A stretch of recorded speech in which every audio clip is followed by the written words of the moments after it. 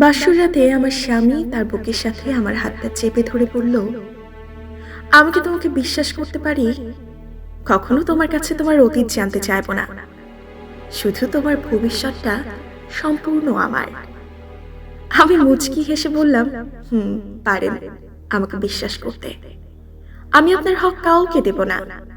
আমি কি আপনাকে বিশ্বাস করতে পারি? হুম, পারো। আমি তোমার বিশ্বাসের মর্যাদা রাখার সর্বোচ্চ চেষ্টা করব। কথাগুলো বলার সময় আমাদের দুজনের চোখ পানিতে ভিজে যাচ্ছিল। সে আমার চোখ মুছে দিয়ে আমাকে জড়িয়ে ধরল। কিছু সময় পর আমি বললাম, আপনি চোখের পানি মুছুন। সে হেসে বলেছিল, এই চোখের পানি মোছার দায়িত্ব তোমার। আমি কখনো আপনার চোখে আমার জন্য পানি আসতে দেব না, আমিও দেব না। সেদিনের পর থেকে রোজ রাতে আমাকে জড়িয়ে ধরে আমার স্বামী বলতো, আমি বিশ্বাস করি তোমায়। আমিও তার কথায় মুচকি হাসি দিতাম। একদিন খেয়াল করলাম সে কয়েকটা কাগজ নিয়ে পড়ে আর মুচকি মুচকি হাসে। কিন্তু এই মোবাইল ফোনে যুগে কি কেউ লাভ লেটার দেয় নাকি? আমি আসলেই কাগজগুলো লুকিয়ে ফেলে। কেমন একটা সন্দেহ তৈরি হলো। তাহলে কি এখন চিঠির মাধ্যমে প্রেম করেন উনি? তাই যদি না হয় তাহলে আমায় দেখলে কেন সে কাগজগুলো লুকিয়ে রাখবে? লুকিয়ে খেয়াল করে দেখলাম সে কাগজগুলো মানি ব্যাগে রেখে দেয়।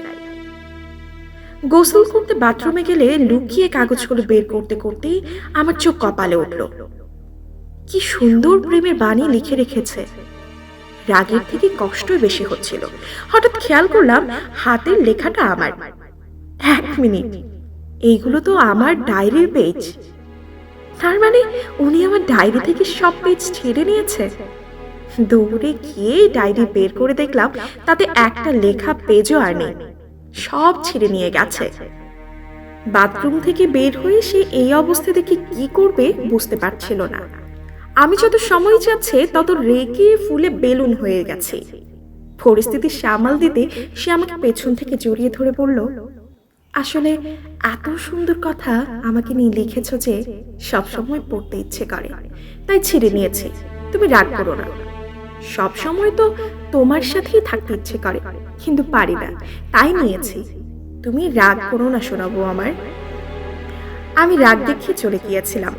বিকেলে অফিস থেকে ফেরার সময় ফুচকা, চটপটি, আইসক্রিম, চকলেট, গোলাপ ফুল আর বেলি ফুলের মালা নিয়ে এসেছিল। বোকা হাসি দিয়ে বলল, তোমার কি পছন্দ তা তো জানি না, তাই সব নিয়ে এলাম। তুমি আবার পছন্দ জানি না বলে রাগ করো না কিন্তু, তাহলে এখন কিন্তু আমি কান্না করব। তার কথাগুলো শুনে আমি ফিক ফিক করে হেসে দিলাম। সে মুগ্ধ চোখে আমার দিকে তাকিয়ে আছে। কিছুদিন পর আমার ফোনে অচেনা একটা নম্বর থেকে কল আসলো। সে পাশেই বসা ছিল। আমি অনেক দ্বিধা নিয়ে কলটা রিসিভ করে লাউড স্পিকারে দিয়ে রাখলাম। ওপাশ থেকে মা কথা বলছে। কথা শেষে সে মুচকি হেসে বলল, আমি পাশে থাকলে লাউড স্পিকারে দিয়ে কথা বলার দরকার নেই। আমি বিশ্বাস করি তোমায়। সবাই ভালোবাসি বলে, আর আপনি বিশ্বাস করি বলেন কেন? ভালোবাসার রং বদলে যেতে পারে, কিন্তু বিশ্বাস বদলায় না। হয়তো ভেঙে যায়, নয়তো অক্ষত থাকে। আর ভালোবাসি কথাটা প্রমাণ করা অনেক কষ্টের, আর বিশ্বাস করা প্রমাণ করাটা কিছুটা সহজ। ভালোবাসার প্রথম স্তর হলো বিশ্বাস। বিশ্বাস না থাকলে কখনো ভালোবাসা থাকে না। তোমাকে যদি অন্য ছেলে বলে ভালোবাসে, তখন তোমার মনে হবে আমি বিশ্বাস করি তোমায়। কারোর সাথে ঘনিষ্ঠ হতে গেলেও এটা মনে পড়বে। আমি তার কথা শুনে আবেগে চোখের পানি ফেলেছিলাম। সে ব্যস্ত হয়ে পানি মুছতে লাগলো আর বলতে লাগলো, তোমাকে কি কষ্ট দিয়ে ফেললাম আমি? আমি মাথা নেড়ে না বলে তাকে জড়িয়ে ধরেছিলাম। সময়ের সাথে আমার সুখের সংসার পার হচ্ছিল, কিন্তু সুখ সবার কপালে সহ্য হয় না। একদিন দুজনে ঘুরতে গিয়ে একটা গাড়ি আমাকে চাপা দিতে এগিয়ে এলো। আমাকে বাঁচাতে গিয়ে মানুষটা গাড়ির নিচে পড়ে গেল। আমি তার মাথাটা কোলে নিয়ে নিলাম। সে আমার দিকে তাকিয়ে বলল, আল্লাহ চাইলে আমাদের জান্নাতে দেখা হবে, আর তুমি আমার জন্য দোয়া করো। একটা কথা বলবো, আমি অনেক হিংসুটে, তোমার ভাগ কাউকে দিতে চাই না। আমি সত্যিই চাই না ওপারে কেউ তোমাকে দাবি করুক। আমি বিশ্বাস করি তোমায়, তোমার কিছু হবে না। ভালো হয়ে যাবে ইনশাল্লাহ। আমি সবাইকে জানিয়ে দিয়েছি, সবাই চলে আসলো বলে। লোকটা সেদিন আর কথা বলেনি, বিদায় নিয়ে চলে গেছে দুনিয়া থেকে।